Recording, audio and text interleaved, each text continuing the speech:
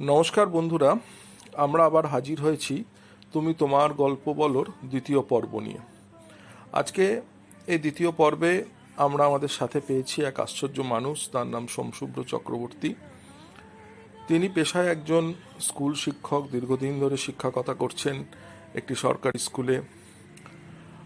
আমরা তার কাছ থেকে জানতে চাইব তার ছোটবেলার কথা, তার কৈশোর বয়সে মাকে হারানোর কথা, তারপর তিনি কি করে বড় হলেন, জীবনের নানান ঘাত প্রতিঘাত পেরিয়ে তিনি কি করে প্রতিষ্ঠিত হলেন, সেই কাহিনী আমরা তার কাছ থেকে শুনে নেব এবং তার সঙ্গে আরও জানব তার শখ। বিশেষত তিনি গান গাইতে খুব ভালোবাসেন, ছবি আঁকতে খুব ভালোবাসেন, তিনি একটি বুটিক চালান ও স্ত্রীর সঙ্গে। এরকম নানান দিকের নানান অভিজ্ঞতা তার কাছ থেকে আমরা জানব এবং সর্বোপরি ওনার একটি প্রিয়তম বিষয় রয়েছে ভূতের গল্প বলা। উনি ভূতের গল্প বলতে খুব ভালোবাসেন। তো ওনার কাছে অনুরোধ থাকবে, যদি এই শেষ পর্যায়ে কোথাও একটি ছোট্ট ভূতের গল্প আমাদের সকলের জন্য উপহার দেন। শুভেচ্ছা রইল।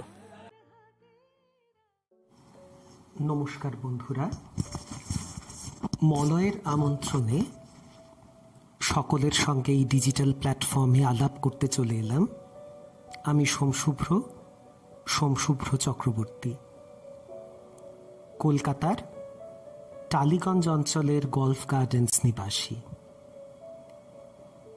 আড্ডার শুরুতেই কিন্তু আমি আপনি সম্বোধনটাকে খসিয়ে দিতে চাই, কারণ বন্ধুত্বের মধ্যে যদি আপনির আড়ালটা থাকে তাহলে আড্ডাটা ঠিক জমে না, তাই না?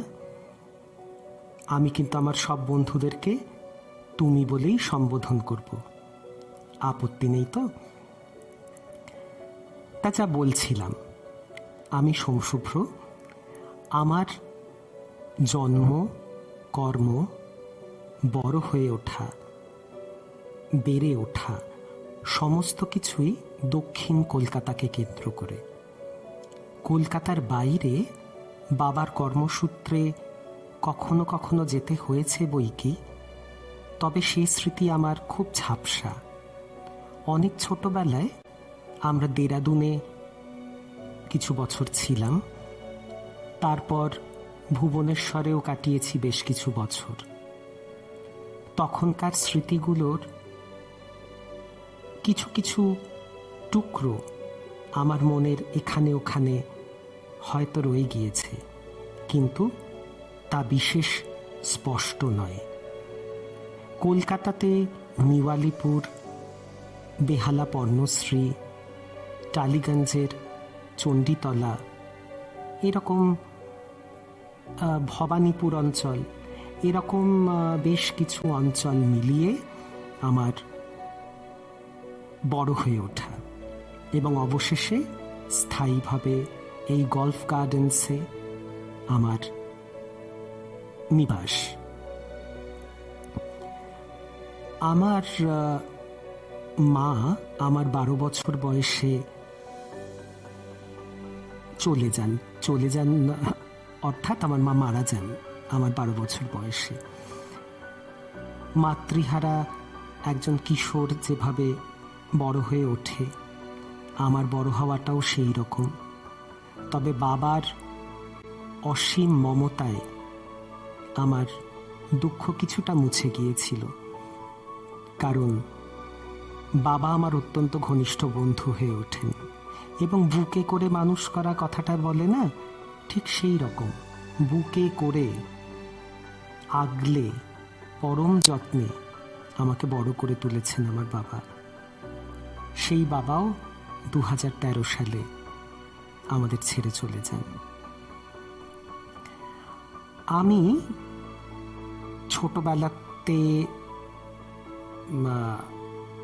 ছোটবেলা থেকেই একটু কি বলবো, একটু ঘরের ভেতরটাই আমার বেশি পছন্দ। কাজেই স্বভাবতই একটু গান, ছবি আঁকা, হাতের কাজ, এইগুলো আমার বেশি ভালো লাগে। আমি খুব একটা আউটডোর পারসন নই। আমার ঘরে থেকে ছোটখাটো জিনিস করতে খুব ভালো লাগে। এভাবেই বড় হয়েছি। আর যেহেতু মা ছিল না, সংসারেরও বেশ কিছুটা দায়িত্ব আমার উপর এসে পড়ে। সেই সমস্ত কাজগুলো সামলাতে হয়েছে অনেক ছোট বয়স থেকে। আমার বাবা আমাকে হোস্টেলে দেন। নরেন্দ্রপুর রামকৃষ্ণ মিশনে আমি 11-12 পড়াশোনা করি। তার আগে আমার শিক্ষা নবলানন্দা হাই স্কুলে। তারপরে আমি যখন হোস্টেল থেকে ফিরে আসি, আমার বাবা ট্রান্সফার হয়ে যান নাগপুরে। বাবার সঙ্গে থাকা হলো না। কলেজ লাইফটা আমার দাদুর সঙ্গে আমার মামার বাড়িতে, যা কিনা ভবানীপুরে, সেখানেই আমার কেটেছে। আমার দাদু অত্যন্ত আধ্যাত্মিক চেতনার একজন মানুষ। ইনফ্যাক্ট বলতে গেলে আমার দুদিকের ফ্যামিলি, মানে আমার বাবার দিক এবং আমার মামার বাড়ির দিক, এই দুদিকের পরিবারই খুব আধ্যাত্মিকতায় বিশ্বাসী। তাদের জীবনযাত্রার মধ্যে একটা গভীর ফিলসফি, একটা দর্শন, একটা অন্যরকম একটা মনন বরাবরই ছিল। সেটা হয়তো বেড়ে ওঠায়, তাদের মধ্যে বেড়ে ওঠার কারণে আমার মধ্যেও কিছুটা সঞ্চারিত হয়। ছোটবেলা থেকে আমি অতীন্দ্রিয় জগৎ সম্বন্ধে খুব উৎসাহী হয়ে পড়ি। মলয় যে বলল আমার খুব ভাল লাগে ভূতের গল্প বলতে, ধরে নিতে পারো এইখান থেকেই হয়তো সেই ভালো লাগাটার সূত্রপাত। সে যাই হোক, আর একটু নিজের কথা বলে নিই, তারপরে একটা ছোট্ট ভূতের গল্প শোনাবো তোমাদের। ভূতের গল্প ঠিক বলবো না, গল্পটাকে অলৌকিক কাহিনী বলা যেতে পারে, অলৌকিক ঘটনা, এমন একটা ঘটনা যার ব্যাখ্যা আজ অবধি আমরা কেউ পাইনি। আমি ইংলিশ নিয়ে পড়াশোনা করেছি। অনার্স করে, মাস্টার্স করে আমি বিগত 20 বছর একটি গভর্নমেন্ট স্পন্সার্ড স্কুলে ইংলিশের শিক্ষকতা করছি। এটা আমার পেশা। আর আমার নেশার জায়গা হলো ফ্যাশন ডিজাইনিং। আমি 1995-এ যখন আমার গ্র্যাজুয়েশনটা কমপ্লিট করি, তার সঙ্গে একটা ডিজাইনিংয়ের কোর্স করে রেখেছিলাম। নিজের ভালো লাগা থেকেই বলতে পারো। সেটাকে কাজে লাগাবো এরকম একটা ইচ্ছে আমার বরাবর ছিল। কিন্তু যা হয়, সেই 90s-এর সময় কিন্তু ফ্যাশন ডিজাইনিংটা একটা খুব সিরিয়াস সাবজেক্ট হিসেবে অনেক বাড়িতেই পরিগণিত হতো না। কাজেই বাবা মারা ছেলেমেয়েদের ফ্যাশনের জগতে আসতে দিতে চাইতেন না, বিশেষ করে মধ্যবিত্ত বাঙালি সমাজ, যেখানে আমি যে সমাজে বিলং করি, তারা খুব একটা আগ্রহ দেখাতেন না এই ফ্যাশন জগৎ সম্বন্ধে। সে সময় ছিলও না তেমন বিশেষ কোনো স্কোপ। কিন্তু আমার মাথায় যে কি ভূত চাপলো যে ফ্যাশন ডিজাইনিংটা আমাকে কোনো না কোনোভাবে করতেই হবে। অতএব সেই 95 সাল থেকে আমি বিভিন্ন ফ্যাশন হাউসের হয়ে, বিভিন্ন বুটিকের হয়ে ফ্রিল্যান্স ডিজাইনার হিসেবে কাজ করতে থাকি। কাজ করতে করতে একটা অভিজ্ঞতা তো জন্মে যাই, তো স্বভাবত আমারও জন্মে গেল। 2013 সালে আমার বাবা যখন চলে গেলেন, তখন একটা বিশাল শূন্যতা আমাকে এবং আমার স্ত্রীকে গ্রাস করল। বাবার প্রেজেন্সটা একটা বিরাট বটগাছের মতো, সকলের জীবনেই তাই। সেই ছায়াটা যখন চলে যায়, তখন নিজেকে এত অসহায় লাগে। আমি না প্রথমবার ফিল করলাম যে আমি সত্যিকারের অনাথ হয়ে গেলাম। অনাথ হওয়া যে কতটা যন্ত্রণাদায়ক আমি সেই দিন অনুভব করেছিলাম।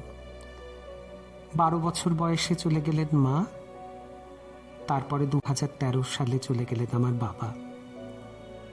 একটা খুব অদ্ভুত ঘটনা জানো তো, আমার বাবা মায়ের চলে যাওয়ার দিনক্ষণ কিন্তু একদম এক। ডিসেম্বর, পয়লা পৌষ এবং পঞ্জিকার পাতায় কৃষ্ণা প্রতিপদ। সব দিনক্ষণ মিলিয়ে কি অদ্ভুতভাবে স্বামী স্ত্রী চলে গেলেন বলতো। মাঝখানে একটা 28 বছরের বিরহ। অবশেষে বোধহয় তারা আবার গিয়ে মিললেন একসাথে।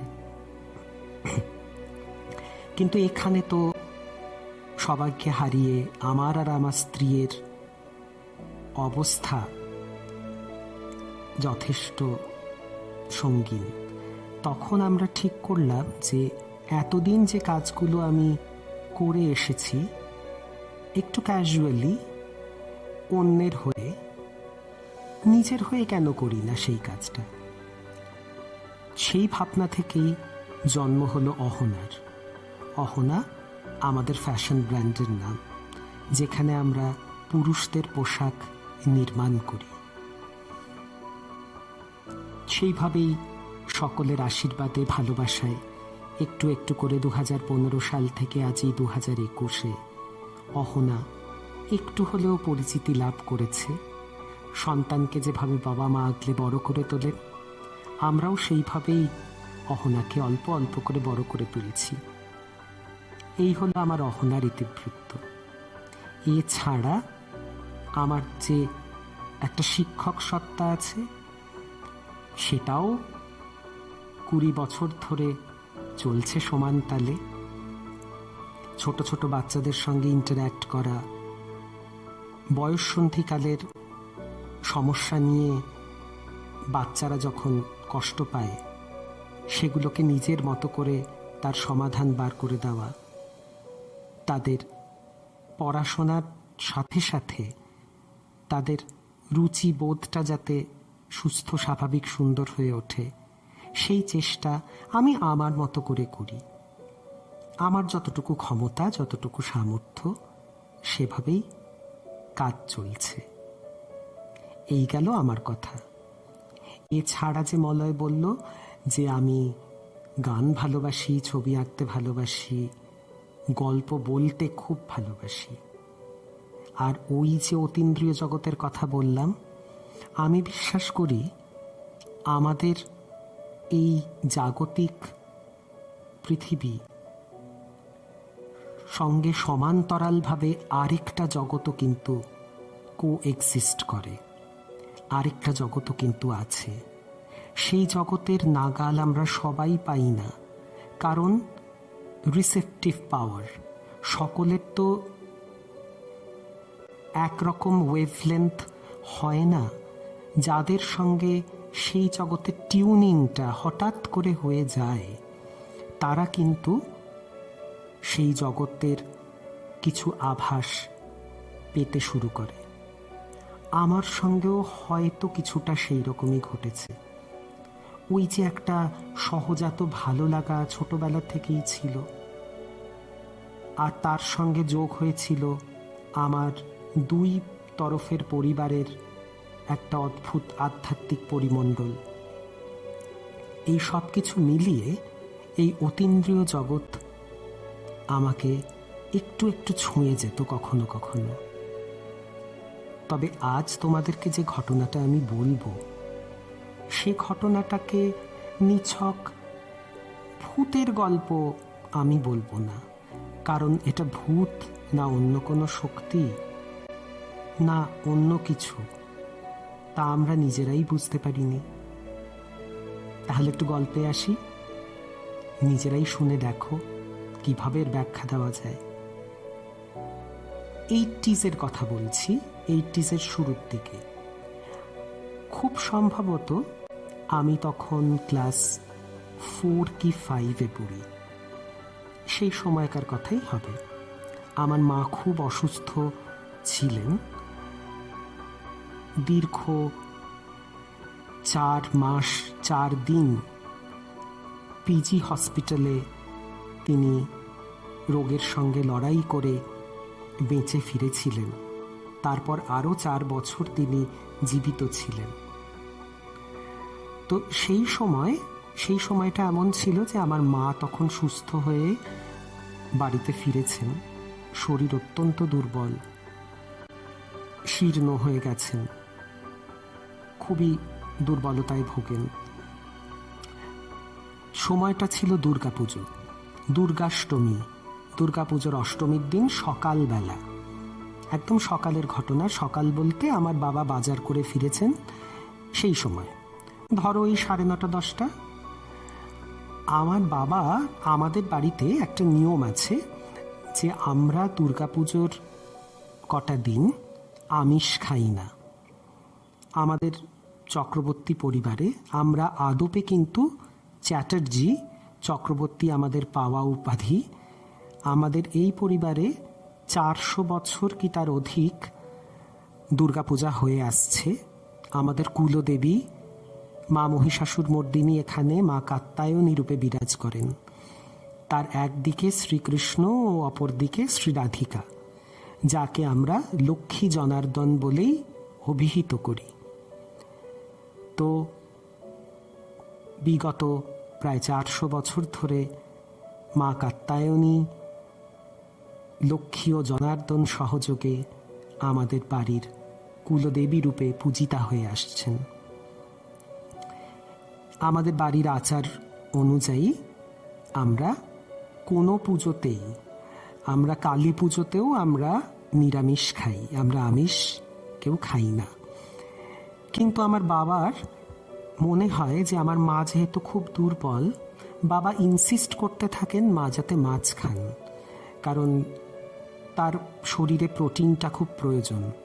বলে 5-6 দিন ধরে তোমাকে নিরামিষ খেতে হবে না, তোমার একটু প্রোটিন ইনটেকের প্রয়োজন আছে, অতএব মাছ খাওয়া যেতেই পারে।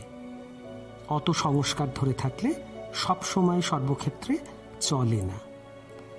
তো মায়ের আপত্তি বিশেষ বাবা কান না দিয়ে একটা বড় মাছ, একটা কালবাউস মাছ, আমার এখনো মনে আছে, এবং মাছটি বেশ বড়, 1 থেকে 1.5 কেজি ওজনের তো হবেই, সেরকম একটা বড় মাছ বাবা নিয়ে এসেছেন।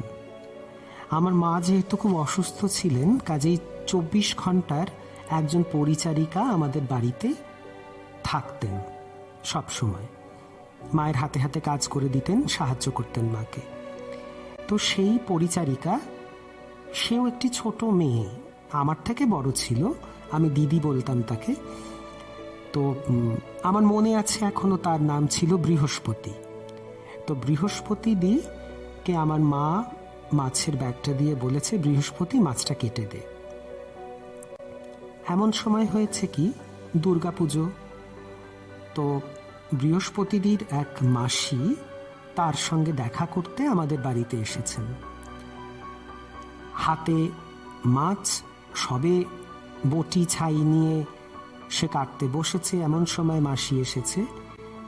তো বৃহস্পতিদি কি করেছে, আমাদের একটা অ্যালুমিনিয়ামের বড় কাঁধা উঁচু থালা ছিল, তার মধ্যে মাছটাকে রেখে ওই রকমই আরেকটা কাঁধা উঁচু অ্যালুমিনিয়ামের থালা দিয়ে মাছটাকে ঢাকা দিয়েছে।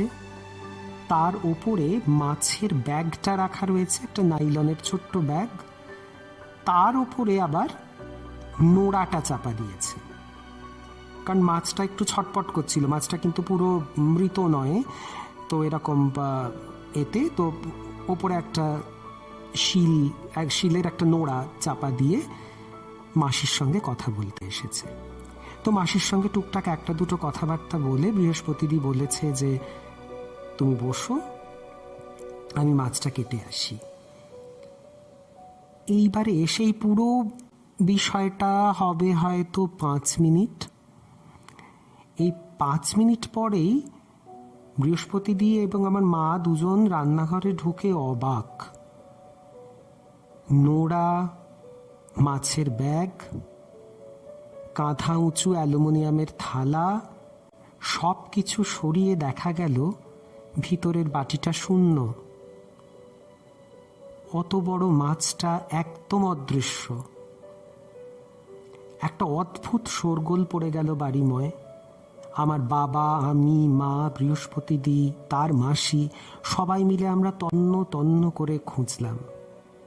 কোথাও মাছের এক টুকরো আঁশ পর্যন্ত নেই। রান্নাঘরের একটি মাত্র জানলা, সেই জানলা দিয়ে বিড়াল ঢুকলে ঢুকতে পারে, কিন্তু ঢোকা সম্ভব নয়, কারণ ঠিক জানলার নিচেই একটা টুলের ওপর একটা জ্বলন্ত স্টোভ, তাতে ভাত চাপানো। অতএব যদি কোনো বেড়াল লাফ দিয়ে ঢোকার চেষ্টা করে, সে কিন্তু সোজা স্টোভের ওপর পড়বে, ভাতের হাঁড়ির ওপর পড়বে, সে এক বিচ্ছিরি কাণ্ড হবে। কাজেই তেমন কিছুই হয়নি। আর সবচাইতে আশ্চর্যের কথা যে পুরো সমস্ত যেরকম স্তরে স্তরে ঢাকা দিয়ে মাছটাকে রাখা হয়েছিল, কাঁধা উঁচু থালা, তার উপরে ছোট্ট নাইলনের ব্যাগ, তার উপরে নোড়া, সমস্ত ঠিক তেমনই রয়েছে, শুধু ভেতর থেকে একটা অত বড় মাছ উধাও। অনেক খোঁজাখুঁজি করার পরেও আমরা সেদিন কেউ খুঁজে পাইনি। মাছ কেন, এক টুকরো আঁশ, একটু জলের ছিটে কোনো জায়গায় পাইনি আমরা। একে কি বলবো আমি জানি না। আমার মা একটু রেগেই গেলেন আমার বাবার উপর, বললেন যে দেখো, আমি তো না করেছিলাম যে আমরা আমিষ খাই না, তুমি জোর করে নিয়ে এলে, কেমন একটা ঘটনা ঘটলো।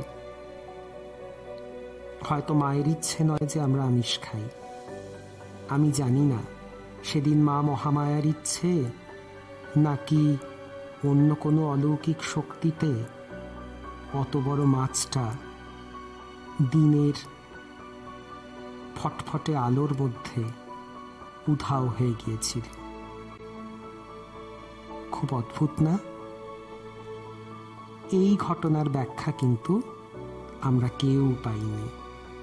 তারপরেও আমরা সকলে অনেকবার এই ঘটনাটা দিয়ে নিজেদের মধ্যে আলোচনা করেছি, অনেক কিছু ভাবার চেষ্টা করেছি, হয়তো এই হয়তো তাই, কিন্তু সত্যি বলতে কোনো ব্যাখ্যাই পাইনি। কেমন লাগলো গল্প? যদি ভালো লেগে থাকে কমেন্ট বক্সে অবশ্যই তোমরা জানিও। আরও যদি শুনতে ইচ্ছে হয় সেটাও জানিও, আমি আবার উপস্থিত হয়ে যাব। আজ তো মূলত ছিল সকলের সঙ্গে আলাপ করার দিন, নিজের সম্বন্ধে ছোট করে একটু বললাম, আর একটা ছোট্ট গল্পও শুনিয়ে দিলাম তোমাদের সকলকে। আশা করি ভবিষ্যতে এরকম আড্ডা দেওয়ার আরও অনেক সুযোগ পাব। ভালো থেকো সবাই, সুস্থ থেকো। ঈশ্বরের কাছে সকলের সর্বাঙ্গীন মঙ্গল কামনা করে আজ আসি।